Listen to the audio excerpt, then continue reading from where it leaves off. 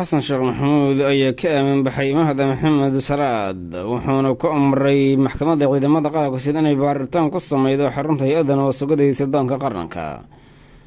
fashil banaanka yimid iyo xogo dheeraad oo laga helay weerarka lagu qaaday hotel villa rais. warbixin ayaan idinkaga haynaa shaagareeya idinkoo qaybta falada nagula wadaagi karaya aragtidiina.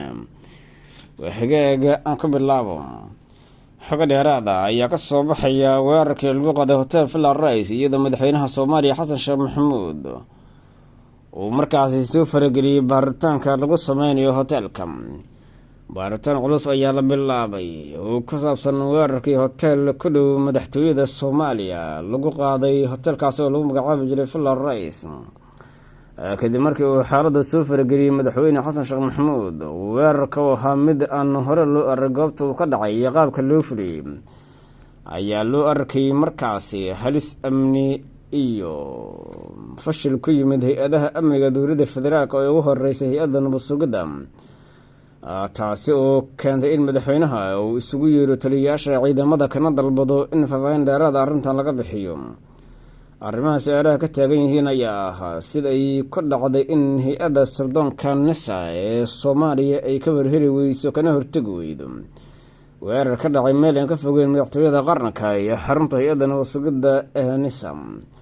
xogta la helay ayaa sheegaysa in madaxweyne xasan sheekh maxamuud amray warbixin ku saabsan sida ay wax u dhaceen in si deg dega loola soo wadaago iyo mas-uuliyadda cidare, taasi oo laga sugayay hay-adda nisa. waxaana kulamada ka qayb galay taliyayaasha ciidamada ilaalada iyo madaxtooyada. wararka ayaa sheegaya inuu tallaabo laga qaadi doono saraakiil iyo ciidamo loo haysto qaraxa hotel rais, iyadoo hadda ay xiran yihiin ciidamo ka mid a kuwii qaabilsanaa baraha koontarool laga ilaaliya madaxtooyada.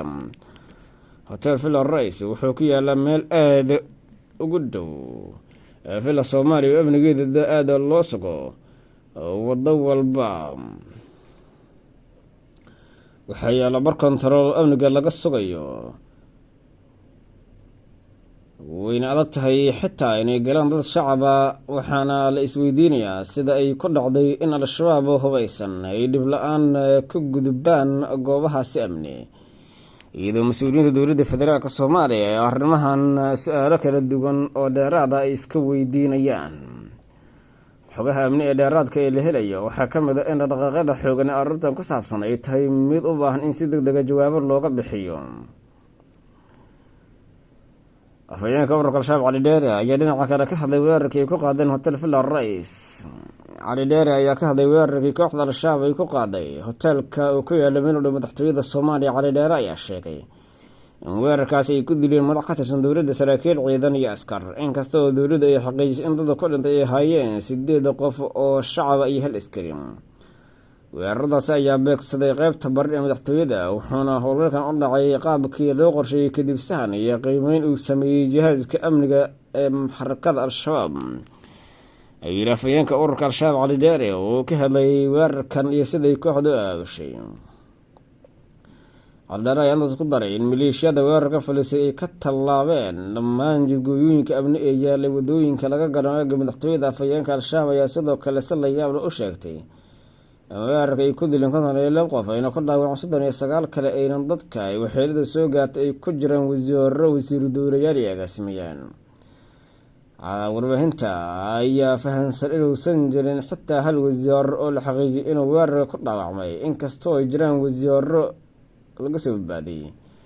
wasiirka wasaaradda amniga dowladda federaalk soomaaliya doodisho ayaa lagu soo warramay inuu ka mid ah dadkii dhaawac uu soo gaaray. sheegarayo xagan qaybta falan gulwadaga aragtidii nabadgeliyo.